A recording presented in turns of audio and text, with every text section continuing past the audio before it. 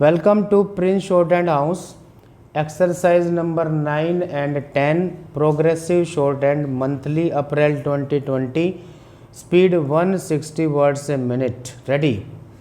Start. Sir, I think this debate will have a positive and beneficial effect on the settlement of this strike. Most of the members, almost all the members who have spoken here, have sympathized with the cause of the workers, the demands of the workers. Nobody has said that the workers are putting forward unjustified demands.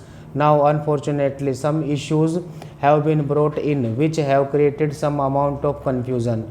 Even in the statement of the minister which he had made here on the floor of the house and in the other house, for example, I must clear those one or two points.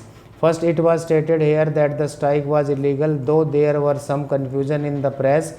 We read that they said that we had not declared it illegal, but it becomes automatically illegal. It becomes automatically illegal because conciliation proceedings were pending and they went on strike, which was illegal. I just want to correct the record a bit.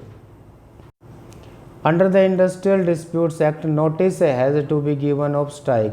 It has enjoined upon the employees of the public utility concerned to serve notice before they go on strike. This was done by all the four federations, including the Congress-led INTUC Federation. It is the responsibility of the unions that they have to serve due notice. Under Section 22 of the Industrial Dispute Act, once a notice of strike is received, it is the responsibility of the government immediately to start conciliation proceedings, and the Act says that the conciliation proceedings have to be conducted by a conciliation officer. In the present case, no conciliation officer appeared on the scene for the simple reasons that the negotiations were being conducted at the highest level between the minister himself and the leaders of the four federations. The question of conciliation officer coming along and holding conclusion proceedings does not arise in the case. It is not relevant because the negotiations were going on at the top level.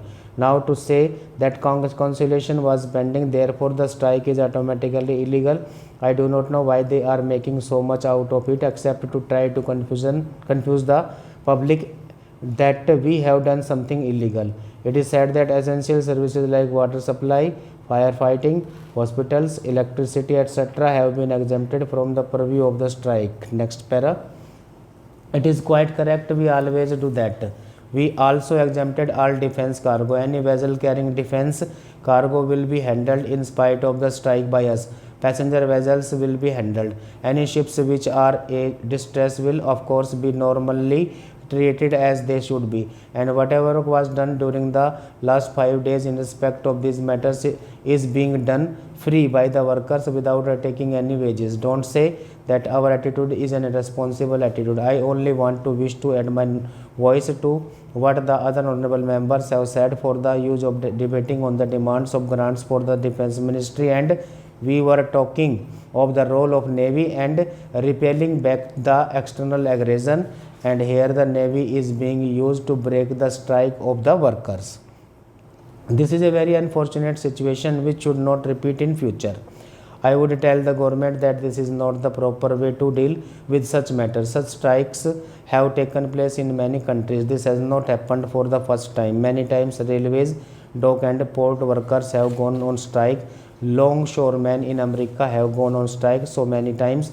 These are democratic countries like ours with a parliamentary government. The army and navy have never been brought it to break the strike. This should not be done. It will have unhealthy consequences. Many honorable members had already emphasized this point. I do not want to go into the details of it. The question how is it that wage revision agreements running into crores of rupees were successfully negotiated in the other public sector undertakings? Nowhere it was necessary for the workers to go on strike, neither in coal nor in steel, petroleum, BHEL or any of the major public sector undertakings where new wage agreements were signed in the course of last 1.5 years. Full stop. How is it that only in the case of port and dock workers things have come to such a pass where a strike has taken place and it is going to complete 1 week? We do not want the strike to go on. We want a settlement. If the government wants to test the unity or determination of the workers, well, I think 1 week is ample to demonstrate them, and it is not necessary to prolong that. We have made it clear. The four federations have also said that. You have read that in the newspapers this morning. Stop.